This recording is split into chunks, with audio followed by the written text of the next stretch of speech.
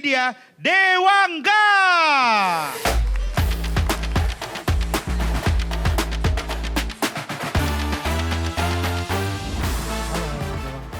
Silakan diambil.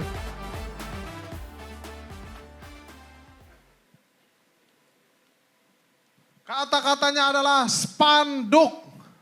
Beri tepuk tangan yang meriah untuk Dewangga. Mujianto.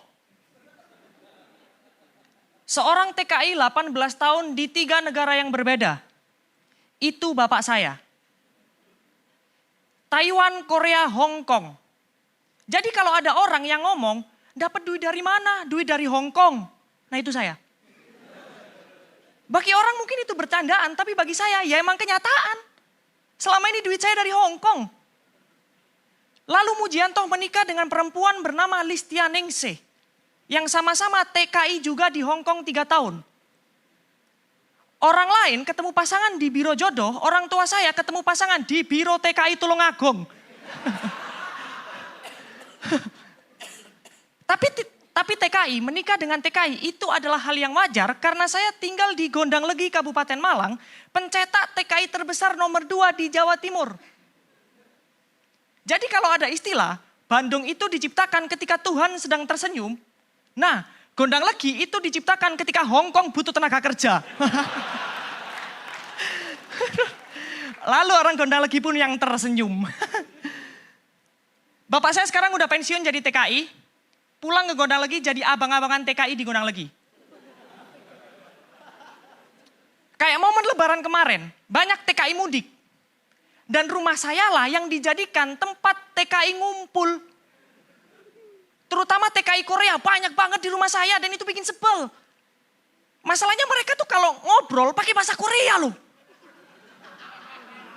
Ngapain coba di Gondanglegi bahasa Korea? Ngomong ke saya, oh ini kok serang enak dirasa saiki kowe wis gede yo. Apaan sih? Duh, apaan? Diam kamu Sugeng. Nah, jelas. 18 tahun jadi TKI, itu membuat bapak saya punya sense of TKI. Yeay. Bapak saya hanya dengan melihat seseorang bisa tahu orang ini potensinya di negara apa. Ya, beneran tahu. Sering saya tiba-tiba, Mas itu kuat sama dingin, cocok kirim ke Korea. Yang itu badannya keker, wah cocok itu kirim ke Hong Kong. Nah kalau itu kan suka main judi. Nah cocok kirim ke penjara aja itu. Sampah masyarakat, gak cocok keluar negeri. Jangan dicontoh ya Siapa? Saya masuk suci senang. Tapi ada satu hal yang di luar ekspektasi saya ketika masuk suci. Saya pikir ketika saya masuk suci ya udah. Tugas saya cuma melawak.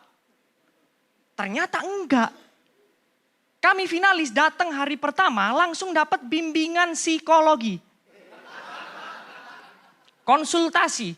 Ini bukan apa-apa. Masalahnya, saya adalah mahasiswa semester 12, jurusan psikologi. Daripada konsultasi ini lebih ke bimbingan skripsi tahu. Dan saya didiagnosa adalah seorang yang haus validasi akan pujian. Saya terima karena itu omongan dari psikolog. Yang gak bisa saya terima adalah omongan dari teman saya karena hasilnya saya share. Aku haus validasi ternyata. Idih pick me. Ya gimana coba? Wajar tahu kalau saya haus akan validasi dan pujian. 18 tahun ditinggal orang tua jadi TKI. Siapa yang muji saya? Gak ada. Bapak saya namanya doang Mujianto. Tapi sama sekali gak pernah muji aku. Wajar saya begini.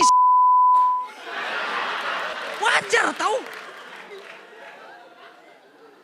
Dan saya diwanti-wanti, kamu itu orang yang gampang baper kalau kena omongan gak enak. Dan itu wajar. Saya memang begitu. Alhamdulillah saya pernah dapat rezeki umroh diajak. Saya nangis, saya bikin video di depan Ka'bah. Saya upload ke Instagram. Ada yang ngomong, ngapain sih gak nangis di depan Ka'bah? Lah, wajar tahu nangis di depan Ka'bah. Toh saya nangis di depan Ka'bah yang asli, bukan replika Ka'bah yang di Madiun, bukan. Ini asli. Toh saya berdoa atas mimpi-mimpi saya. Makanya saya sampai nangis. Saya berdoa saya pengen jadi juara satu suci. Saya pengen jadi aktor. Saya pengen naik gajiin kedua orang tua saya. Dan saya berdoa di umur 40 tahun saya pengen punya usaha spanduk. Dewa nggak, terima kasih.